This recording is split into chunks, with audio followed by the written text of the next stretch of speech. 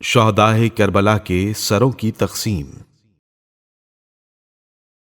جب عمر ابن سعد اسیروں کو لے کر کربلا سے کوفہ روانہ ہونے لگا تو اس نے شہدائے کربلا کے سروں کی تقسیم اس طرح کی کہ قیس ابن اشعث کندی کو، جو قبیلہ حضرہ موت کا سردار تھا، 13 سر دیے۔ شمر ابن ذل جوشن، جو قبیلہ حوازن کا سردار تھا، 17 سر دیے۔ گروہ بنی اسد کو 16 سر ملے۔ قبیلہ بنی مزہج کو 7 سر ملے۔ باقی سر اسی طرح دوسرے قبیلوں پر تقسیم کیے گئے۔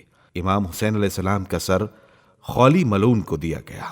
لکھا ہے کہ جب خولی حضرت امام حسین علیہ السلام کا سر لے کر کوفے میں داخل ہوا تو سب سے پہلے گھر پہنچا اور خوش ہو کر اپنی بیوی نوار سے کہنے لگا، دیکھ یہ حسین کا سر ہے، مجھے اس کے بدلے میں یزید سے بہت بڑا انعام ملے گا۔ یہ سنتے ہی کہ یہ سر امام حسین علیہ السلام کا ہے، وہ نیک بخت بی بی کانپ گئی اور تیور بدل کر کہنے لگی، اے بے رحم، تجھ پر لعنت خدا ہو۔ سب تو اپنے گھر سونا اور چاندی لے کر آتے ہیں اور تو فرزند رسول کا سر لے کر آیا ہے اور میرے سامنے اس بات پر خوشی ظاہر کر رہا ہے۔ جا دور ہو، خدا کی قسم میں اور تو اب کبھی ایک بستر پر نہ سوئیں گے۔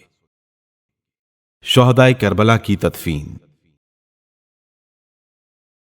11 محرم الحرام کو عمر ابن سعد نے اپنے لشکر کے واصل جہنم ہونے والوں کو دفنایا اور اہل بیت رسول کو قیدی بنا کر کوفے کی جانب روانہ ہوا، اور مظلوم کربلا اور آپ علیہ السلام کے انصار کے بے سر لاشیں کربلا کی تپتی ریت پر بے گور و کفن پڑے رہے۔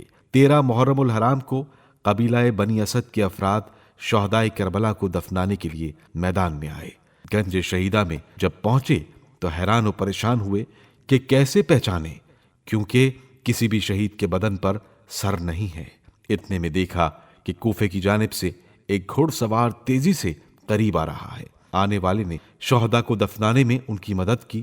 جب تمام شہداء دفن ہو چکے تو بنی اسد کے افراد نے پوچھا کہ آپ کون ہیں؟ فرمایا، میں تمہارا امام علی ابن الحسین ہوں۔ شہدائے کربلا کی تدفین کا مکمل واقعہ سوانح حضرت امام حسین علیہ السلام میں بیان کر چکے ہیں۔ اسیران کربلا کوفے میں۔ جب کوفے کے حاکم عبید اللہ ابن زیاد کو یہ خبر پہنچی کہ اس کی فوج خاندان رسالت کے باقی ماندہ افراد کو قید کر کے لا رہی ہے تو اس نے سارے شہر میں اعلان کروایا کہ کوئی شخص ہتھیار بند ہو کر اپنے گھر سے باہر نہ نکلے۔ فوج کی نفری کو حکم دیا کہ 10,000 کی تعداد میں گلی کوچوں پر کھڑے ہو کر ناکہ بندی کر لیں تاکہ حسین کا کوئی دوست جوش میں آ کر فتنہ برپا نہ کرے۔ شہر کے ضروری انتظام کے بعد اس نے اپنے دربار کو خوب آراستہ کروایا۔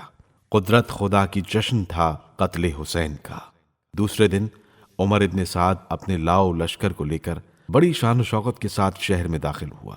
اہل بیت کے داخلے کی خبر پا کر چاروں طرف راستوں اور چھتوں پر کوفے کے مردوں اور عورتوں کا وہ ہجوم ہوا کہ کہیں تل دھرنے کی جگہ نہ رہی۔ جب شہیدوں کے سر خاک و خون میں اٹے نظر آئے اور نبی زادیوں کو برہنہ سر بحال تباہ اونٹوں پر سوار دیکھا تو دوست اور دشمن، مرد و زن سب زار و قطار رونے لگے۔ امام زین العابدین علیہ السلام نے جب ان کا یہ حال دیکھا تو نہایت کمزور آواز میں فرمایا، کیوں کوفے والو، جب تم ہمارے حال پر روتے اور نوحہ کرتے ہو تو پھر بتاؤ ہمارا قتل کرنے والا کون ہے؟ سہل شہر زوری کہتے ہیں، جس روز اسیران کربلا کا داخلہ کوفے میں ہوا میں وہاں موجود تھا۔ ظالم اس ذلت کے ساتھ ان کو اونٹوں پر لیے جا رہے تھے جیسے ترکستان یا حبش کے کفار قیدیوں کو بازاروں میں تشہیر کرنے کی رسم ہے۔ چاروں طرف تماشائیوں کا ہجوم تھا۔ کوٹھوں پر سے عورتیں ان کی عبرتناک حالت کا نظارہ کر رہی تھیں۔ جب یہ لٹا ہوا قافلہ بازار میں سے گزر رہا تھا تو کسی نے ان سے پوچھا، تم لوگ کس قوم و قبیلے کے ہو؟ انہوں نے کہا، ہم آل محمد ہیں۔ اسیروں کی بازار کوفہ آمد اور مسلم جساس کا واقعہ۔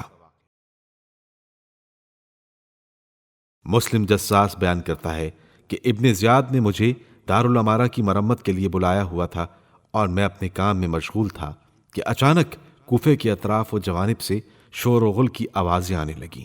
اسی اثنا میں ایک خادم آیا۔ میں نے اس سے دریافت کیا کہ کیا وجہ ہے کہ آج کوفہ میں شور و غل ہو رہا ہے؟ اس نے کہا کہ ابھی ایک خارجی کا سر لایا جا رہا ہے جس نے یزید پر خروج کیا تھا۔ میں نے پوچھا اس کا نام کیا تھا؟ خادم نے کہا حسین ابن علی۔ میں یہ سنتے ہی دم بخود ہو کر رہ گیا۔ جب خادم چلا گیا تو میں نے اپنا منہ پیٹ لیا، قریب تھا کہ میری آنکھیں ضائع ہو جائیں۔